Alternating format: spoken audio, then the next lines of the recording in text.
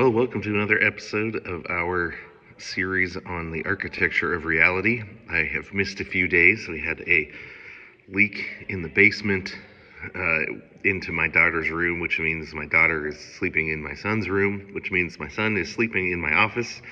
So I don't have early mornings to record at the moment. So I'm recording on my phone in the classroom where I teach apologetics to high school seniors, and we'll see how this works. See if it does the trick. And I was talking to somebody recently, and they were wondering why I would spend a bunch of time studying the cosmology of an ancient people that nobody believes matches with reality anymore. Nobody believes is useful anymore because our science isn't based on it anymore. And why is it that I would spend a bunch of time studying that? And it made me think of a quote from C.S. Lewis. It's in The Abolition of Man, I'm pretty sure. And he says, he's talking about why the liberal arts education is important.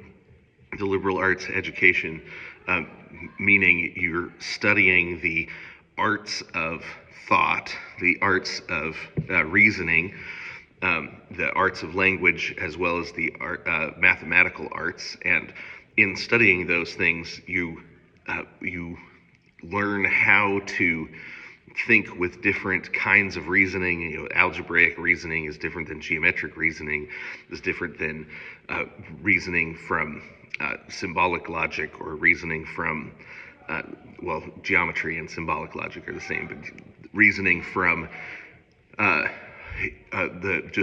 normal kind of logic and rhetoric, and after listening through the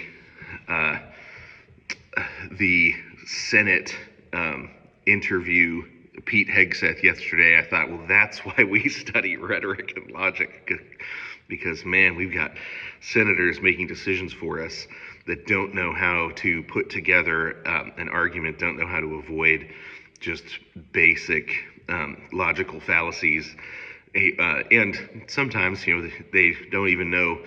It's their job to ask a question, but they don't even know how to do that. And it was just embarrassing to think there are states that sent these people to make legal decisions for them, and you think, oh, boy, do we need a return of the liberal arts. But what we tend to focus on is vocational training. And the reason that seems reasonable, the reason that seems just at the gut level, like, well, education is supposed to prepare us for the workforce.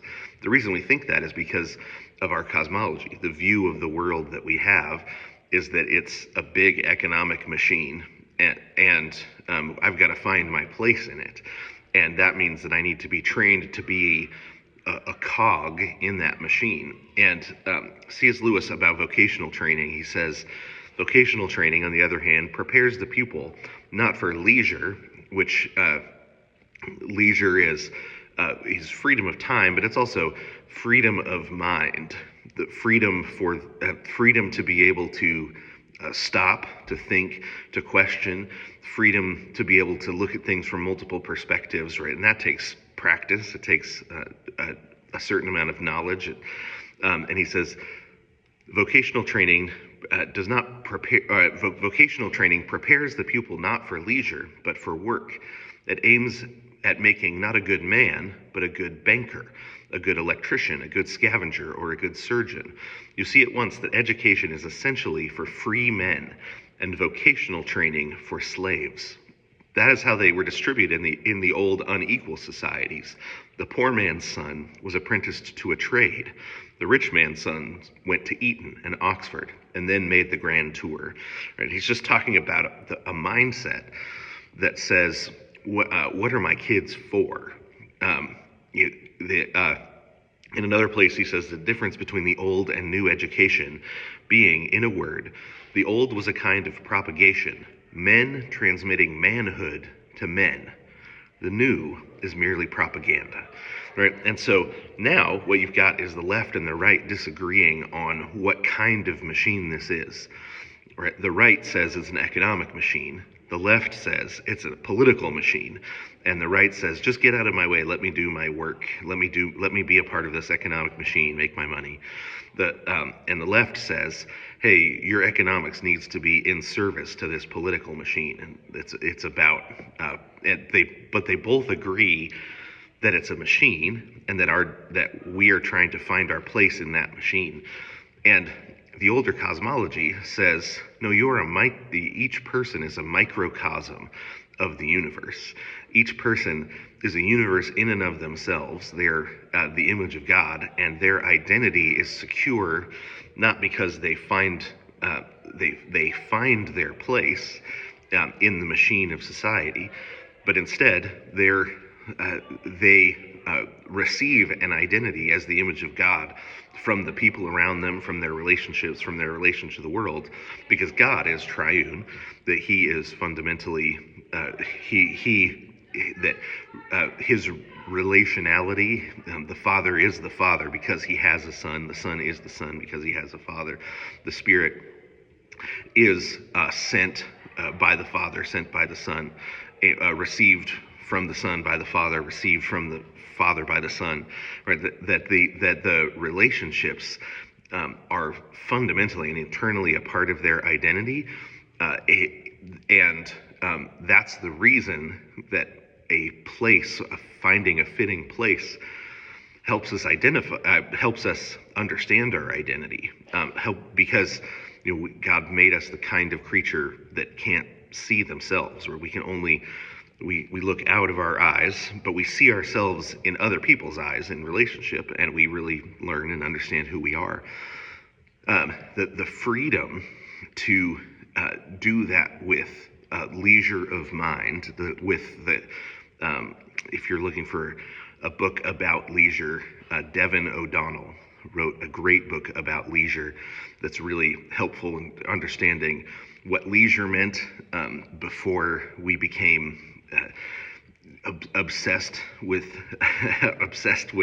economics as a way of giving ourselves an identity, but that leisure of mind that says, well, here's my assumptions, or here's how we believe the world works, or here's the metaphor system that we're using, and then to use it, but use it understanding that I'm interacting with the world by means of a shared metaphor system, and that kind of leisure of mind that comes with studying the shared metaphor systems of previous peoples, the shared metaphor systems of other peoples, really does give us the ability to be free, even in the midst of work, right? Working as a teacher, working as a plumber, working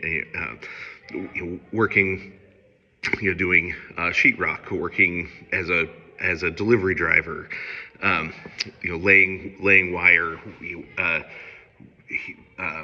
working in a corporate environment, even sitting in a cubicle.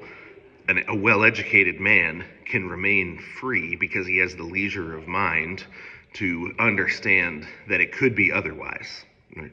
To understand that and that ability to imagine that it could be otherwise is part of what makes it possible for us to change the world around us. So one of the reasons that I've found for studying language roots, the history of language, the history of cosmology, the history of metaphysics, what's so helpful is I stop being bound by the assumptions of my age, enslaved by the assumptions of my age, and propaganda becomes clear and obvious, right? Because we're not just, the problem with propaganda is not that they get to do it and we don't, right? A lot of times we think, the problem with government propaganda is who's in charge of the government. But the reality is the problem with government propaganda, or government by advertising,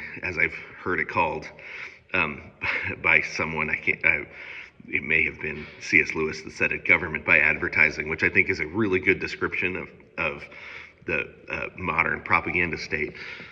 The problem with that is the assumption of what kind of creature the government believes it's ruling or leading, where we don't use the word rule anymore. We use the word lead, which is, I think, dehumanizing, versus I would rather be ruled by a righteous person than led by a bureaucrat. And but that's because a bureaucrat doesn't want you, or is threatened by leisure of mind. Threatened if you look at the DMV and you say, it could be otherwise. There'd be a better way to do this. I mean, that threatens a bureaucrat, whereas a ruler can take in the advice of those he rules. I remember reading in elementary school. I read a lot of King Arthur, and what I remember just thinking, oh, I just would love to have a queen. It'd be amazing to serve a queen. That there isn't anything that you expect to get from them. You just get to show honor, right? And thinking how romantic in the small r sense of the word, the old sense of the word. That might be, maybe that's the capital R sense of the word, but how just the idea of a personal ruler. But now we're ruled by bureaucrats. Well, a bureaucrat is threatened by leisure of mind, because the ability to think it could be otherwise threatens the whole system, because the system is designed to be mechanistic. A free radical in a machine is a bad thing, right? You don't want things off course or thinking differently. So